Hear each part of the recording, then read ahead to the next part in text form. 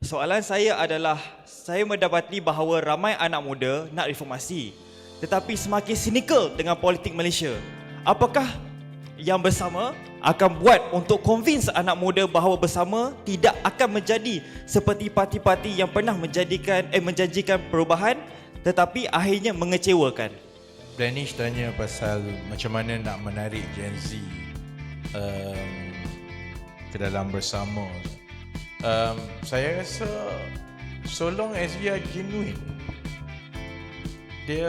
saya daripada dulu orang tahu saya tak berminat dengan slogan-slogan.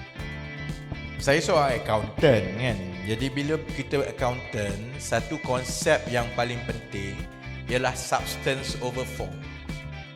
You letaklah penjenamaan, slogan semua, tapi akhirnya anak muda akan tengok sebenarnya apa substance parti itu. Dan substance itu tidak boleh dinilai dengan janji atau ucapan atau slogan. Substance itu hanya dinilai daripada tindakan keputusan kita. Jadi daripada awal memang keputusan, dan saya harap tindakan-tindakan yang telah ditunjukkan oleh bersama setakat ini boleh meyakinkan yang muda-muda bahawa ini memang benar-benar serius untuk membina masa depan, berfokus masa depan. Dan bila kita kata berfokus masa depan itu, dia bukannya nak menang undi anak muda saja. Sebab masa depan 20 tahun, saya dengan Nick hidup lagi tau.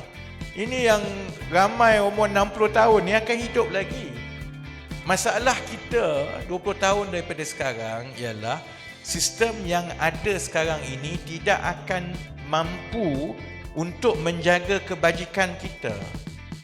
It no longer works, kan? Jadi, tapi kalau kita nak tentukan semua dalam keadaan 20 tahun daripada sekarang, yang akan menanggung beban itu adalah yang muda-muda, it's best to give it to them to decide daripada sekarang.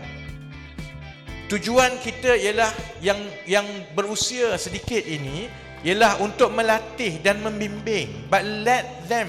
Saya tak faham satu benda tau dalam budaya politik Malaysia ni. Budaya politik Malaysia bila sampai dengan yang muda-muda ini, dia macam terpisah daripada naluri manusia.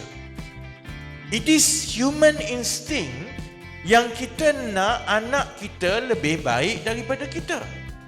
It is human instinct that kita nak latih yang anak kita so that they can take over from us as soon as possible so that we can retire. It's human instinct. Jadi saya tak faham bila mari daripada politik, dia tak jadi human. Dia jadi makhluk asing. Dia kalau boleh dia nak pegang sampai kesudahkan. Jadi saya rasa Danish yang paling baik memang betul bersama is plan and design for future focus. Kalau tengok daripada semua yang kita buat, daripada keahlian semua digital, nak datang majlis pun digital, fokusnya digital media, kita tampilkan pimpinan-pimpinan yang bercakap pun muda.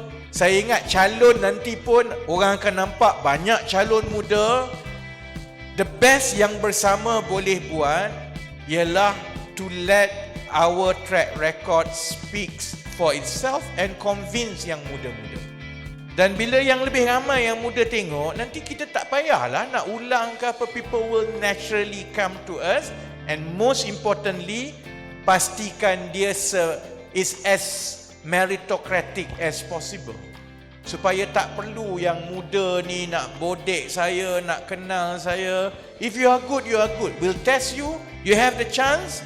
Kalau you berjaya, you naik. Kalau you tak berjaya, ramai lagi orang lain. If we can maintain that, give us another few years. Saya rasa, saya berharap lah. Then people betul-betul percaya this is future focus party.